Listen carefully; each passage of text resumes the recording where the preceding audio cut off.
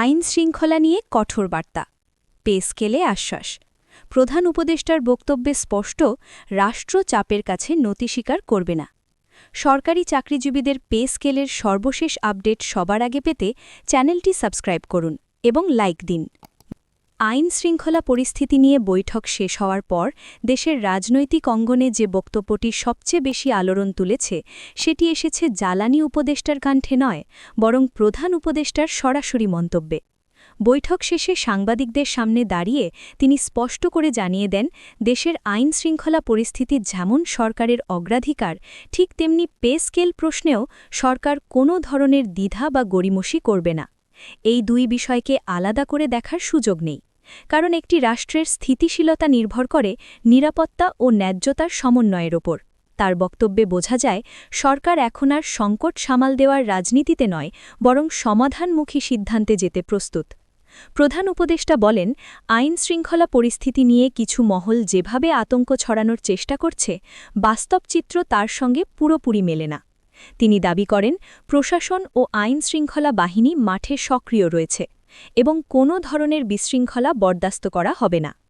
একই সঙ্গে তিনি এটাও স্বীকার করেন, অর্থনৈতিক চাপ, দ্রব্যমূল্যের ঊর্ধ্বগতি ও বেতন বৈষম্য মানুষের মধ্যে অসন্তোষ তৈরি করেছে, আর এই অসন্তোষ যদি সময়মতো সমাধান না করা হয় তবে সেটি আইন শৃঙ্খলার উপর প্রভাব ফেলতে পারে।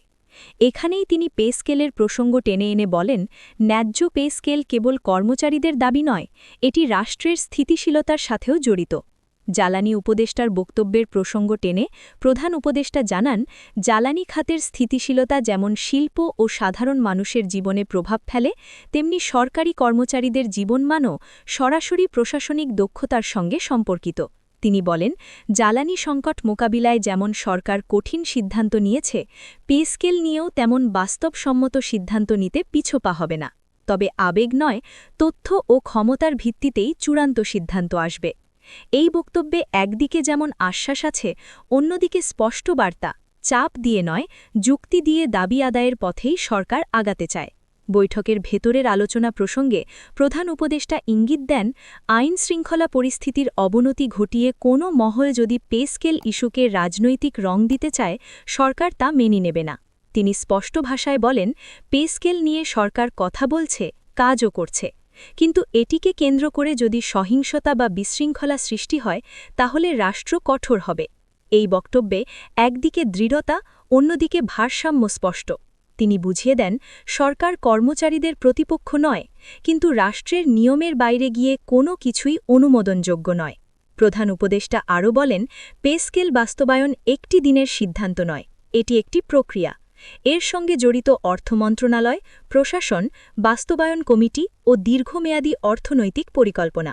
তিনি জানান, সরকার চাইলে রাতারাতি ঘোষণা দিতে পারে, কিন্তু দায়িত্বশীল সরকার হিসেবে তারা টেকসই সিদ্ধান্ত চায়। এই জায়গায় তিনি অতীতের উদাহরণ টেনে বলেন, হঠাৎ ঘোষণায় সমস্যার সমাধান হয় না, বরং ভবিষ্যতে আরও জটিলতা তৈরি হয়। তাই ধাপে ধাপে কিন্তু দৃশ্যমান অগ্রগতির পথে হাঁটার কথাই তিনি জোর দিয়ে বলেন। আইন শৃঙ্খলা পরিস্থিতি নিয়ে তার বক্তব্যের সবচেয়ে গুরুত্বপূর্ণ অংশ ছিল গুজব ও অপপ্রচারের বিরুদ্ধে সতর্কতা। তিনি বলেন, সামাজিক যোগাযোগ মাধ্যমে কিছু বিভ্রান্তিকর তথ্য ছড়ানো হচ্ছে, যা বাস্তব পরিস্থিতির সঙ্গে মিল নেই। প্রশাসনকে নির্দেশ দেওয়া হয়েছে যেন সত্য তথ্য দ্রুত জনগণের সামনে তুলে ধরা হয়। একই সঙ্গে তিনি জনগণ ও কর্মচারীদের প্রতি আহ্বান জানান, কোনো সিদ্ধান্তের আগে ধৈর্য ধরতে, কারণ সরকার কোনো গোপন যুক্তি করছে না, বরং সবকিছু স্বচ্ছতার সাথেই এগোচ্ছে।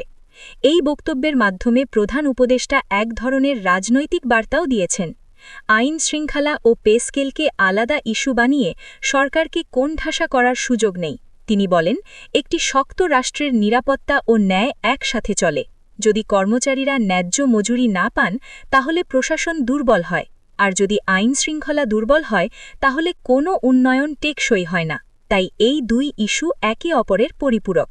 সবশেষে প্রধান উপদেষ্টা বলেন, সরকার প্রতিশ্রুতি দিচ্ছে পে স্কেল নিয়ে চূড়ান্ত সিদ্ধান্ত আসবে, সময়ও জানানো হবে, কিন্তু তার আগে আইন শৃঙ্খলা পরিস্থিতি স্বাভাবিক রাখা সবার দায়িত্ব।